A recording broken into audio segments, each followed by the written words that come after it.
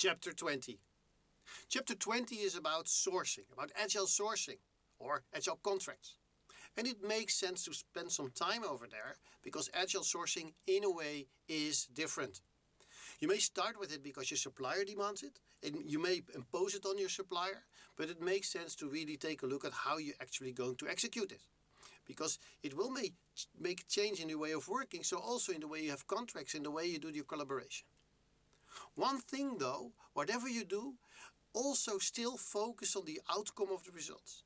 So don't focus on output, but focus on outcome. Especially with outsourcing, you sometimes tend to say, well, but I'm sourcing the development of this system or this service to the supplier.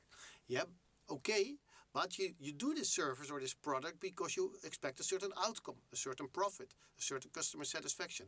Put that at the heart of the collaboration. Because else you will move backwards to output delivery instead of outcome.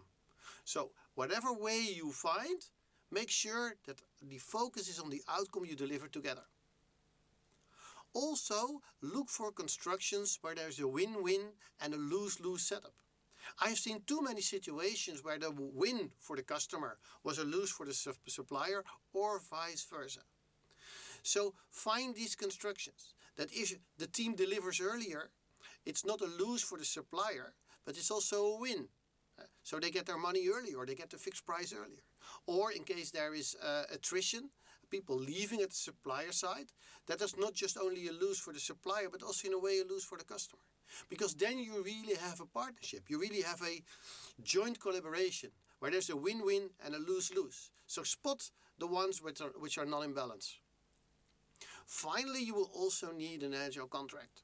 And of course, chapter 20 contains some examples for the contract and even where you do a tender. But one of the things that we've learned is that the way of working in the collaboration will change. And you don't want to open up the contract all the time. So one tip is for these kind of collaborations, set up yourself an agile contract which is different in a way, which refers to the way of working. And in the contract have a change procedure for the way of working.